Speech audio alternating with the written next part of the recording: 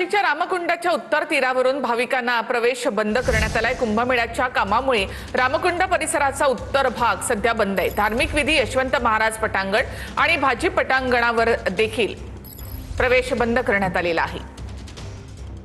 नाशिकमध्ये सध्या सिंहस्थ कुंभमेळ्याच्या अनुषंगानं विकास कामं सुरू आहेत आणि त्याच अंतर्गत नाशिकच्या गोदा घाट आणि रामकुंड परिसराचं सुशोभीकरण आणि या ठिकाणी विकास कामं जे आहेत ते सुरू करण्यात आलेले आहेत। याचमुळे आता प्रशासन आणि इथल्या पुरोहित संघामध्ये झालेल्या बैठकीनंतर एक महत्त्वपूर्ण निर्णय घेण्यात आलेला आहे। आत्तापर्यंत जे धार्मिक विधी म्हणजेच श्राद्धविधी असतील, दशक्रिया विधी असतील, अस्थि विसर्जन असतील, हे सगळे जे विधी आहेत ते रामकुंडाच्या उत्तर तीरावर होत होते। आता मात्र या ठिकाणी काही काळासाठी हे सगळे विधी दक्षिण तीरावर होणार आहेत। यशवंत महाराज पटांगण त्याचप्रमाणे भाजी बाजार जो आहे त्या ठिकाणी तात्पुरत्या स्वरूपात हे सगळे धार्मिक विधी होणार आहेत। कॅमेरा पर्सन विशालसह मी चंदन, पूजा अधिकारी, TV9 मराठी।